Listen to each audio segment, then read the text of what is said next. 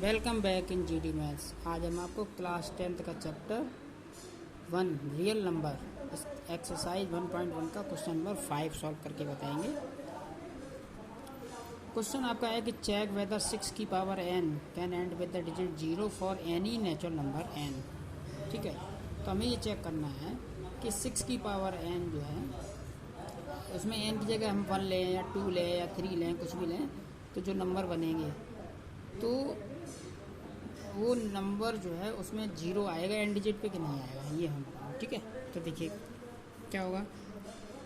एक बात आपको बता दूं कि अगर कोई भी नंबर एंड डिजिट 0 है तो वो यानी कि if any number ends with digit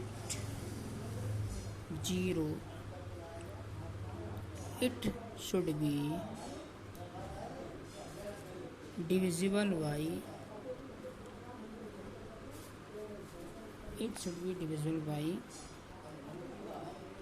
10।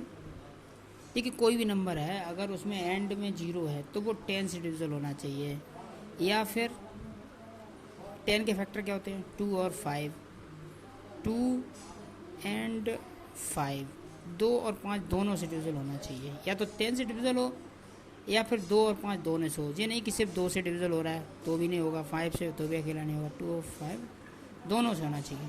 ठीक है, तभी वो नंबर में एंड में डिजिट 0 आएगा।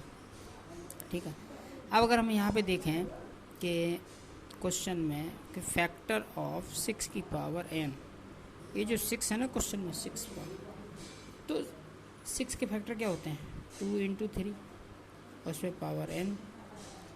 तो अब यहाँ गौर से देखो, यहाँ 2 और 3 आ रहा है, जबकि 2 और या तो 10 हो या फिर 2 और 5 दोनों हो। तो ना तो यहाँ 10 है 10 है और ना ही यहाँ पे 2 है एंड नॉट 5। तो इसलिए ये नंबर आपका इसमें कुछ भी आप रखेंगे n की जगह, चाहे 1 रखो, चाहे 2 रखो, चाहे 3 रखो, इसमें 0 नहीं आएगा। ठीक है, तो एयर यहाँ कहीं 5 है, नहीं है ना 5। देखो यहाँ 2 और 5 चाहिए था, तो ना तो 2 तो है लेकिन 5 नहीं है। Air 5 is not present in factor. ठीक है, फैक्टर में 5 नहीं है, hence for any value of n 6 की power n will not be divisible by 5।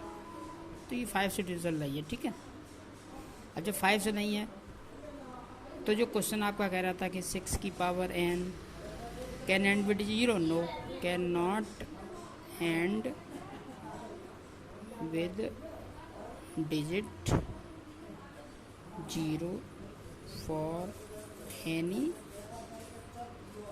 Natural number n की किसी वैल्यू के लिए उसमें एंड में 0 नहीं आएगा 6 में। ठीक है, तो ये क्वेश्चन काफ़ी इम्पोर्टेंट है, एग्ज़ाम में आया भी है कई बार, तो आप इसको अच्छे से कर लीजिए। बस थोड़ा लैंग्वेज टाइप का है, इसमें याद करने जैसा होता है। ठीक है, एक मोटी मोटी बात याद रखिए कि कोई भी नंबर उसमें 0 यानी 1 प्लेस में 0 तभी आता है कि या तो वो 10 से डिविजिबल हो, या फिर 10 के फैक्टर क्या है, 10 के फैक्टर क्या है, 10 के फैक्टर है 2 और 5। तो 2 से भी डिविजिबल हो, 5 से भी हो और 2 5 दोनों से भी हो, मतलब 2 5 दोनों से हो और 10 से हो, तभी उसमें एंड 0 आता है। अगर इसके अलावा कुछ भी है तो बना रहे, 2 5 नहीं है तो डिविजिबल नहीं होगा। ठीक है, आपको हमारी वीडियो कैसी लगी कमेंट करके बताएं, like and subscribe and share.